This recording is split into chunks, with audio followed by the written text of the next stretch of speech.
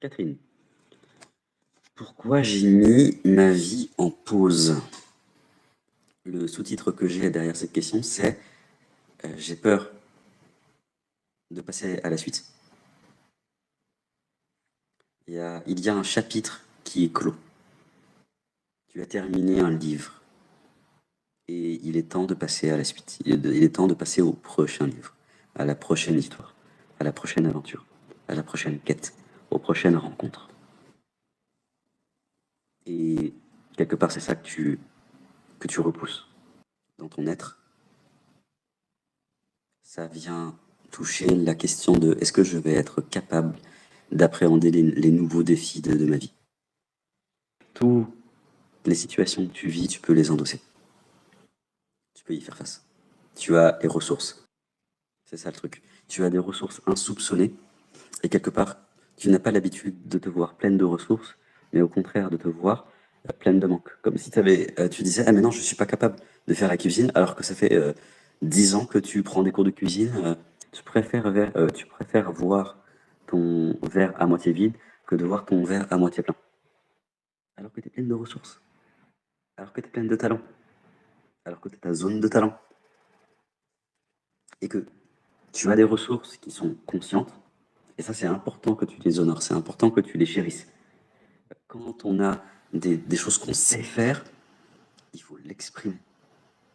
Il faut le dire. Oui, je sais faire ça. Il y a des choses que je sais faire et c'est génial. Et il y a des choses, effectivement, que je ne sais pas faire et c'est OK. J'ai des ressources et des limites. Donc, en fait, tu n'es pas en train de mettre ta vie en pause, tu es en train de repousser l'échéance d'un nouveau chapitre, d'un nouveau livre de ta vie, d'une nouvelle aventure, d'une nouvelle quête, comme je te le disais tout à l'heure. Tu es en train de prendre de l'élan pour mieux sauter. Et c'est beau.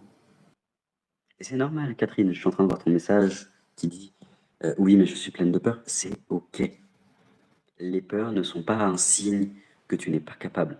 Si tu soulèves le couvercle de la peur, il y a de l'excitation. Donc tu vois, toi-même tu le dis, et tu n'as même pas besoin de moi pour voir. Oui, c'est vrai, j'ai envie. Qu'est-ce qui fait que tu préfères te concentrer, te focaliser ton attention sur la peur plutôt que sur l'envie? Un de tes processus internes très présent chez toi, c'est je veux savoir que je vais prendre le bon chemin. Et ça, c'est un point de vue habituel de l'humain.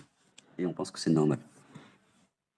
En fait, j'ai envie de t'aider à poser ton regard sur, non pas les conséquences, mais l'origine de tes actions. Donc, reste avec le ressenti de peur et reste avec le ressenti d'envie. Et regarde où est-ce qu'il y a de l'ouverture. Où est-ce qu'il y a de la fermeture. C'est parce que tu fais quelque chose qui te nourrit que tu vas avoir les bons résultats. Mais les bons résultats, ce n'est pas les bons résultats selon une grille de lecture intellectuelle, mentale ou émotionnelle, mais ce sont les résultats les plus nourrissants qui nourrissent ton âme, qui nourrissent tes besoins humains. Mon discours, ce n'est pas de dire oublie la peur n'existe pas. Non, la peur est là, et c'est OK.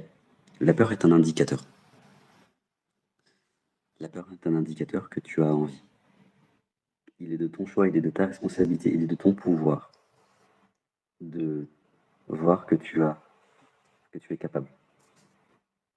La peur, c'est juste le délai que tu mets entre toi et la rencontre avec ton envie. Et c'est à partir de cette envie que tu te laisses agir. C'est à partir de cette vibration interne que va découler des actions externes, des attitudes, des choix.